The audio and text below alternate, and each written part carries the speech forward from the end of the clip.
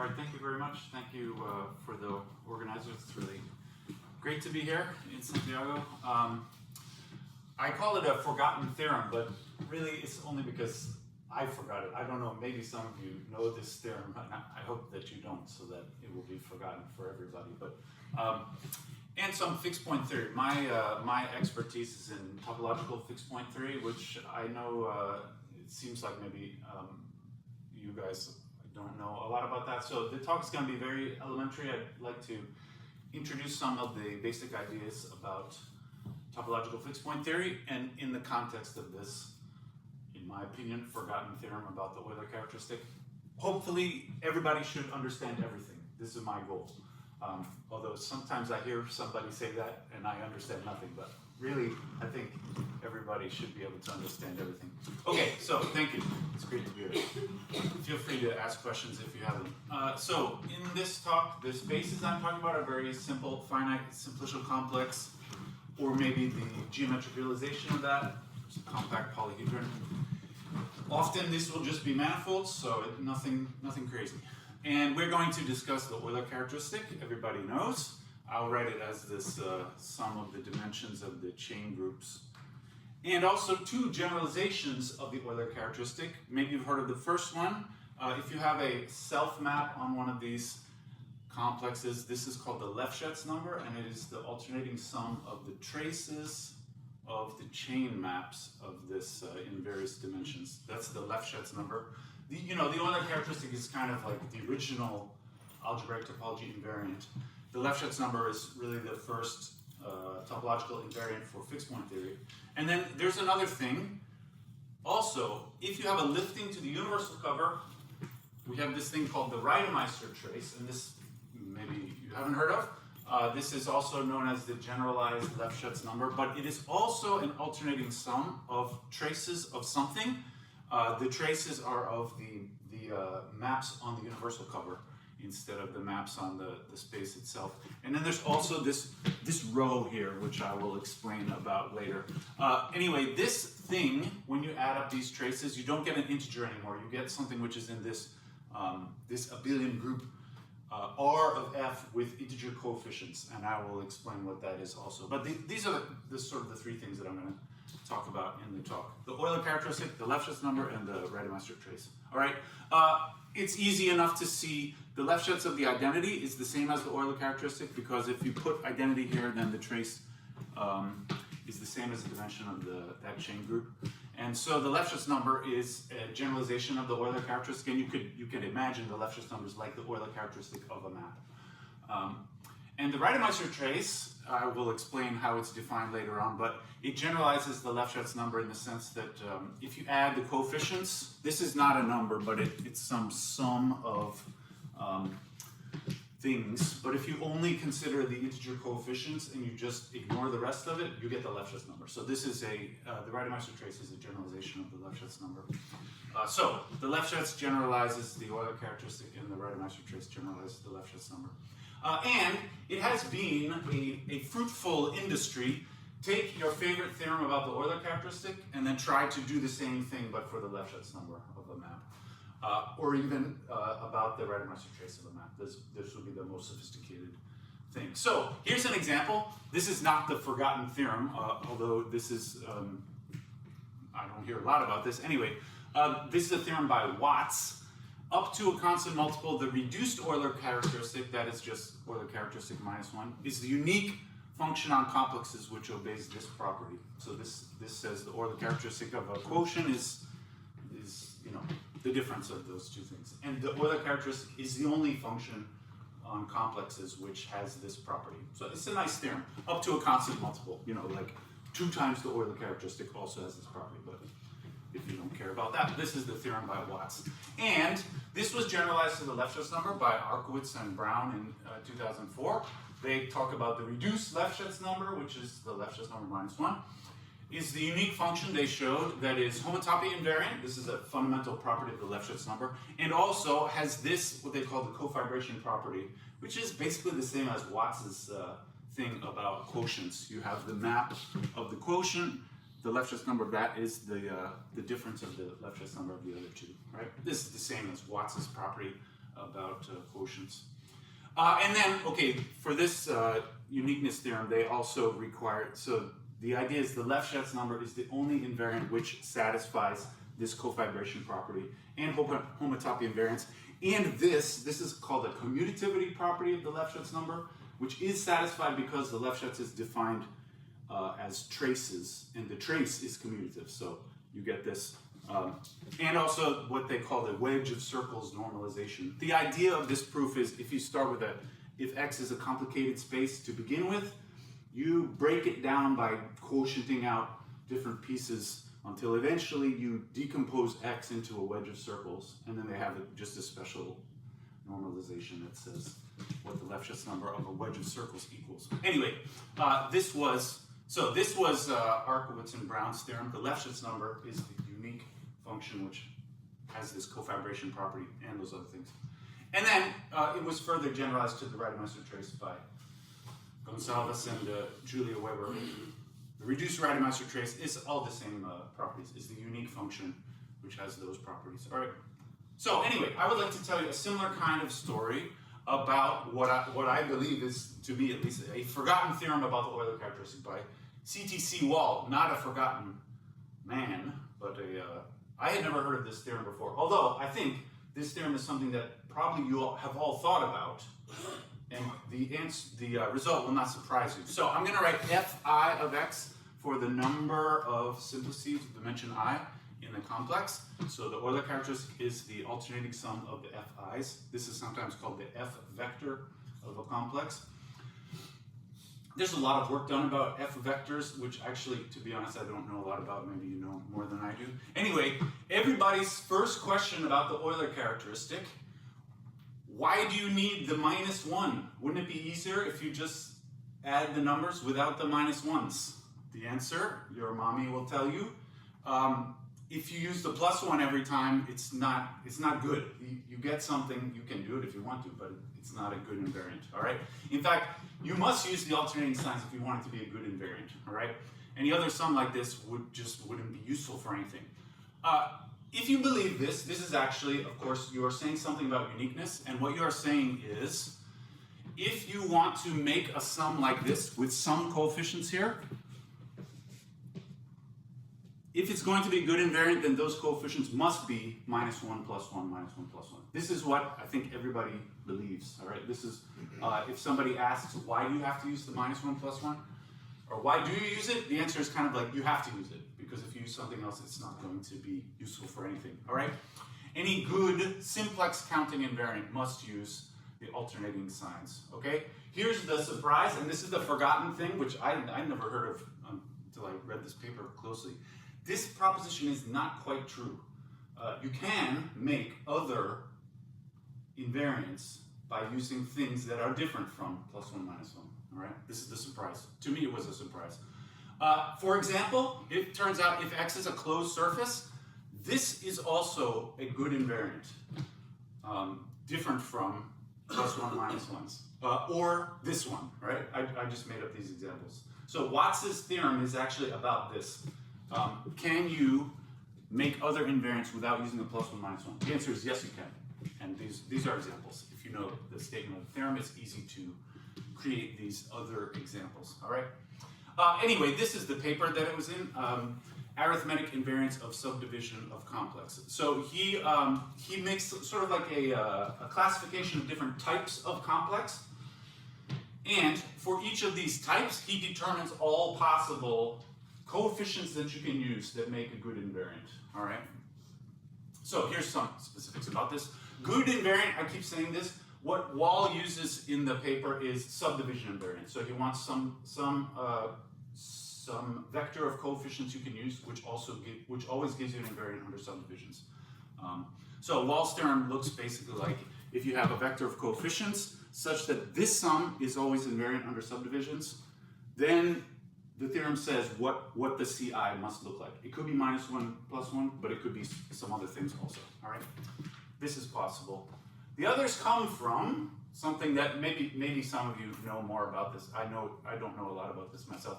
Something called the Dane-Somerville equations. Somebody is nodding. Don't ask me questions if you know more than I do. Yeah, these come from the 1920s, so this is old stuff. These are like simple observations about triangulations of closed manifolds. So, for example, in a one manifold, you know, as a complex would look like this, and every vertex meets two edges, and every edge meets two vertices, which means in a one manifold, automatically this is true. I'm talking about closed manifolds always, without boundary, right? Automatically, the number of vertices must equal the number of edges, okay? This is the first and simplest of the Dane-Somerville equations. And in general, the Dane-Somerville equations are some kind of relations like this for various closed manifolds in various dimensions, all right? That's the simplest one. What about in dimension 2 in a closed surface like this? If I talk about faces, you can realize immediately every face has 3 edges, and every edge belongs to 2 faces. And so this means, if you think not too hard, 2 times the number of edges must equal 3 times the number of faces, just because of how they all, because it's a manifold, there's no weird meetings of faces in any other way, all right?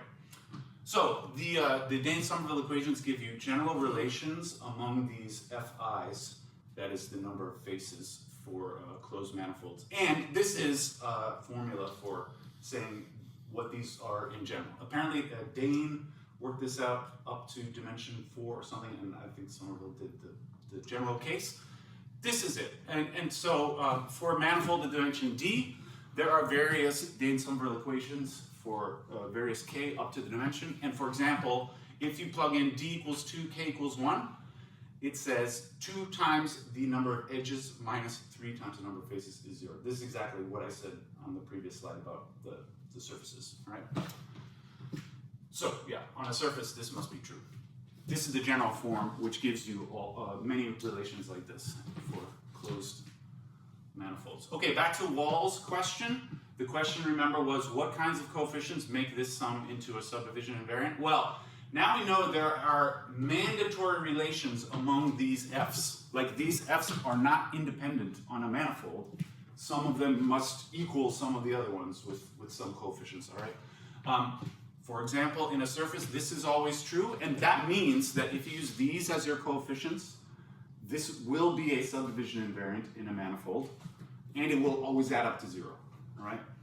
That's, so if you know, the natural question I have, if somebody tells me on the street, the Euler characteristic is not the only invariant using +1, -1s, you can do, there are other ones. My question is, how come I never heard of the other ones?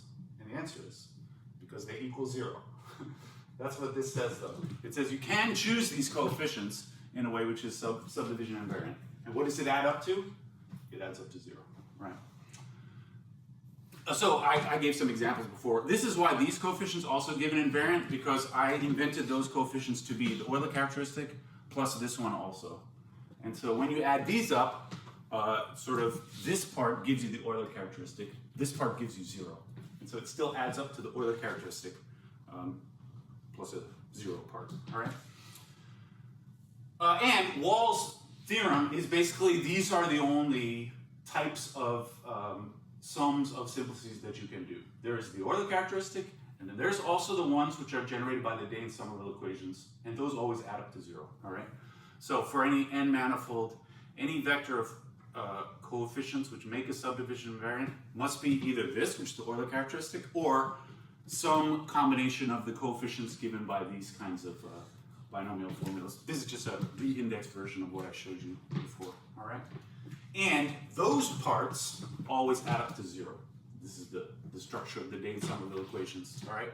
So the answer, or the thing you can tell all your friends, there are other subdivision invariants of coefficients in front of adding up the simplices. They're not equal to the Euler characteristic, but you've never heard of them because they always equal 0. This is the moral of the story.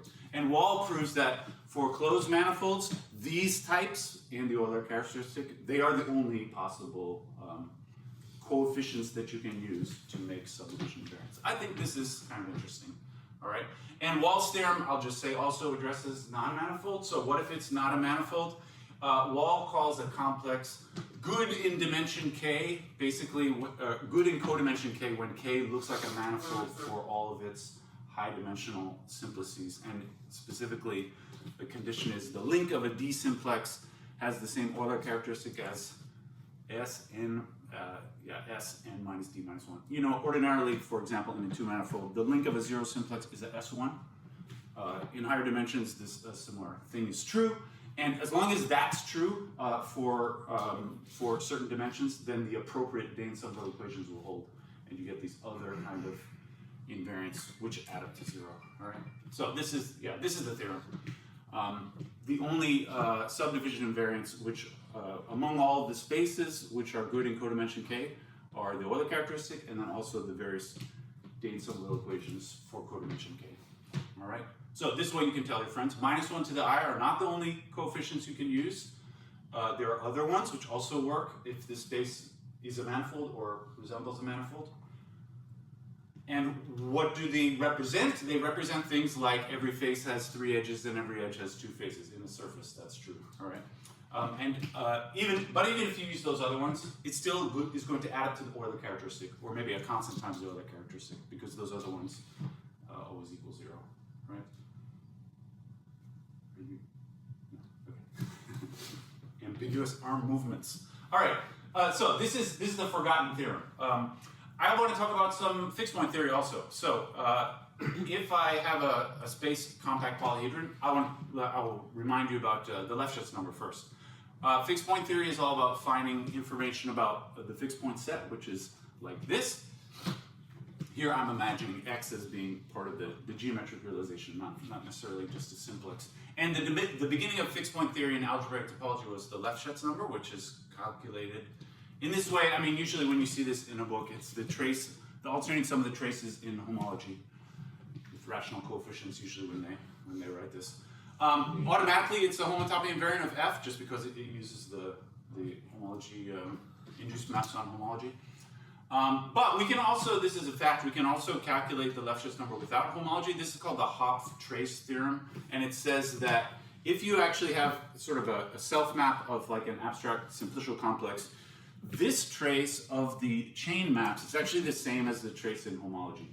All right, this is sort of a basic result that helps making the definitions of the Lefschetz number. So rather than adding up these homological traces, you can instead add up these traces on the chain maps, which is a little easier to calculate. Like I said before, the Lefschetz of the identity is the same as the Euler characteristic, so this is a generalization of the Euler characteristic. And what makes it interesting in fixed point theory is, you've probably heard the Lefschetz fixed point theorem. If the Lefschetz number is not 0, then F must have a fixed point somewhere. And this is actually fairly clear if you think of this in terms of the chain maps. For example, if this is a complex and F is just a vertical reflection, you flip it over, you can just calculate everything. On the vertices, they move around like this. Everything looks like matrices. In the edges, you can see this edge goes back to itself, reversed orientation, so there's a -1 there and over there. And then you add up the traces, you get Lefschetz number equal 1, which means there must be a fixed point. Now, of course, we already know there are fixed points because you can understand the map already, all right? But why is the fixed point theory hold? Or why is the fixed point theorem true? So if the Lefschetz number is not 0, then that means one of those traces in there was not equal to 0, which means there must have been a simplex which maps onto itself, either reversing the orientation or not. But anyway, that means there will be a fixed point there, a fixed point inside that simplex by the Brouwer fixed point theorem.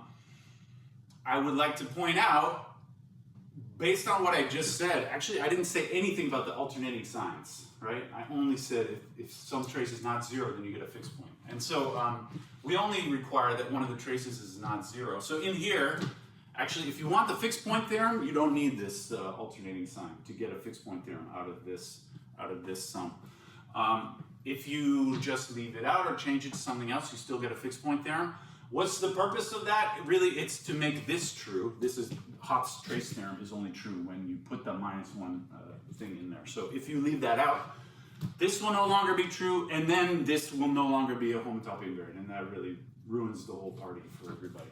So this is why the -1s are kind of, if I were to explain why is it necessary to put the -1s in there, I would say if you don't put them, then this is not homotopy invariant anymore, and that's important, all right?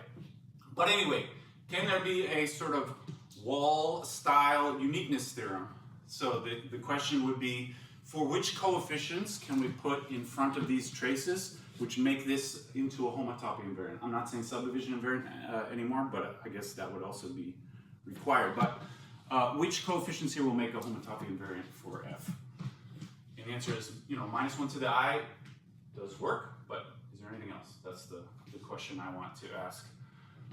And this actually, as far as I know, nobody has worked this out, but I would be willing to conjecture that if this sum is going to be a homotopy invariant, then it must be constant times the Lefschetz number. Could be 2 times the Lefschetz number or whatever.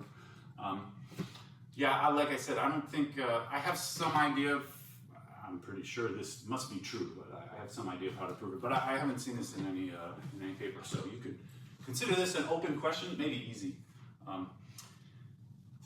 A stronger version of the same question, this sounds like the same question, but it's actually not. If it's a homotopy invariant, must it be minus 1s in the constant?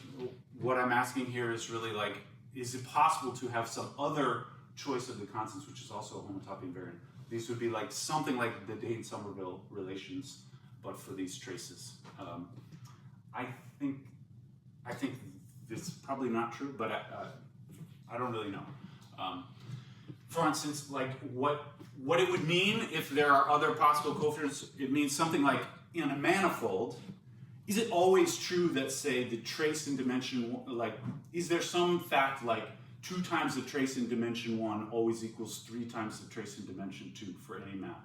I think that's not true. But who knows? Maybe something like this is true. Maybe if you focus on certain types of maps rather than saying on a manifold, but you give some condition on the map, then maybe automatically there will be some kind of relationships between various traces. So I think this would be an interesting thing to look at. I don't know the answer to these questions. Another thing you could ask that is not available in Wall's original question would be, do I have to use the trace here? Or could I use, I don't know what else you would use, but some other kind of information gathered from those chain maps. What if we do just some other kind of operator in there? It must, I suppose, be subject to some conditions. I'm not sure how much you could generalize and still be sure that you are going to get the Lefschetz number as the answer. These are all, to me, interesting questions.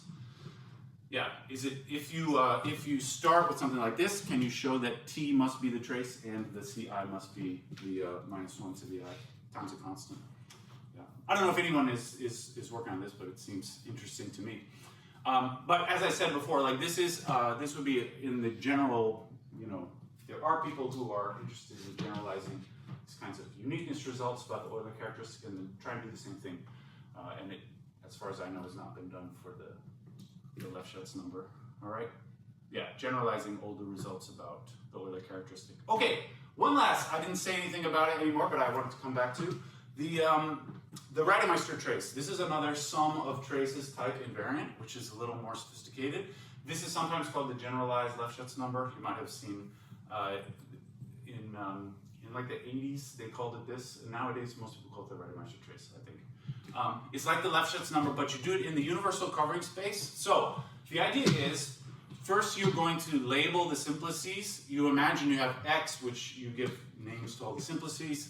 But I'm going to make the universal cover and label those using the covering transformations. What I mean is, just in a very simple example, this is not quite a simplicial complex, but the picture would be too complicated. So if I have 2 vertices like this, in the universal cover, which is this kind of spirally thing, I just choose one of the points above V and call it V tilde, and then all the other ones I label according to the covering motion. All right, so here I'm calling, there's just one covering motion, I'll call alpha. So this is V, this is alpha V, there's, alpha inverse V will be down there, and then similarly with the W. And then I also have edges here, and we label the edges in the same way. You just choose one to call E1 tilde, and then all the other ones are labeled with the covering transformation on there. I didn't put E2s over there because the picture was too complicated. And now we consider our chain map on the universal covering space on simplices. And when you do this, the things that if you try to plug in a simplex, what it looks like is something like this. So plugging in a simplex to this chain map, what you get over here is another simplex, perhaps with a covering transformation in front of it, all right? Where that beta is an element of the fundamental group, the covering transformations. And so when we try to do the same thing as we did in the Lefschetz number, we're going to make a matrix out of this thing. Oh yeah, so I just said we're viewing the chain groups on the universal cover as basically the same as the chain groups on the base space, but they have these extra coefficients from the fundamental group. And I say z pi 1 because, you know, it could, if you reverse orientation, it could be you could get a minus sign here, that kind of thing. Yeah. So anyway, this is what this is something like a chain map here. And we can write this as a matrix, but instead of 1s and minus 1s, it will have these group elements in it, these matrices. And then when we do this trace, we take the alternating sum of the traces of these. So you don't get a number anymore, you get what is basically a sum of group elements with coefficients in front of them. And there's one other example which I will explain in a moment, but this row here turns it into what we call the set of lifting classes. So row takes those traces are fundamental group elements with integer coefficients, and this turns them into what we call the lifting classes, which I'll mention in a moment. But anyway, if you ignore all of these things that I said about the group elements and you just look at the +1, -1s, then you get the Lefschetz number. It's the same as the Lefschetz number. But so what that means is the sum of the coefficients in the Reidemeister trace equals the Lefschetz number. But the Reidemeister trace actually gives you more information than the Lefschetz number. Remember, if the Lefschetz number is not 0, that means there's a fixed point. This is the fixed point theorem. But usually when you learn this, you also learn that the converse is not true. So, the Lefschetz number is not the same as the number of fixed points, right? In the example I said before, the Lefschetz was 1, I think, but there were infinitely many fixed points. So even if you know the Lefschetz number, it doesn't tell you how many fixed points there are. For example, if it's 2, it doesn't mean there are 2 fixed points. Like if somehow I calculated the Lefschetz number of something and I got 2 like this, that indicates that somehow on the simplicial complex you have 2 fixed simplices. But if you consider that as a continuous map, you might be able to change the map by homotopy to make it so that there's only 1 fixed point. So if you have Lefschetz number 2, this still guarantees only 1 fixed point. The benefit of the Reidemeister trace is, in such an example, if you instead did the Reidemeister trace, instead of just 1s and 1s here, you would see 1 times some lifting class, and then 1 times perhaps some other lifting class. And this is the benefit of the Reidemeister trace. If it looks like this actually indicates sort of like 2 really different kinds of fixed points. One which is a fixed point because of some equality when you use this covering transformation, and the other one is a fixed point because of some equality when you use this covering transformation, all right? Yeah, these are called the lifting classes. Every fixed point has its own lifting class, and it turns out that you can combine 2 fixed points by homotopy. For most spaces, there's light restrictions on what I'm about to say, but according to the lifting classes, 2 fixed points with 2 different lifting classes, they can be combined by homotopy if and only if this algebraic condition is satisfied. And this is called the twisted conjugacy relation, because if you ignore this phi, it's the same as conjugacy. Phi is the induced map on the fundamental group by your function f, all right? So anyway, yeah, this is the relation which defines the lifting classes. This is what that rho was in the formula that I wrote before. So anyway, when the Reidemeister trace really has n different terms, in different lifting classes, that means that every map homotopy to F will have n fixed points.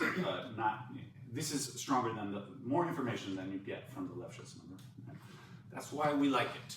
The number of different terms in the Reidemeister trace is called the Nielsen number, which is like a fundamental thing. You know, people who study this whole body of research is often called Nielsen theory, although the Reidemeister trace is a more fundamental invariant than the Nielsen number because it includes the Lefschetz number also. It basically includes all the information you might want in a homotopy invariant fixed point theory. It is kind of like the best invariant that we have in this topological fixed point theory. Anyway, we could ask the same kind of question about the Reidemeister trace. If you have some kind of a sum involving these traces, then must it be true that the CI is minus 1 to the power I? This is the same question, and this is not even known for the Lefschetz number, so this is a more sophisticated version of that other question. And then also you could ask about the trace. Do you really need the trace there? Could be some other operator. I think probably you do need the trace, but this could be proved for the uniqueness also. All right, I don't know if that's true. And I think that's all. Thanks a lot for your attention.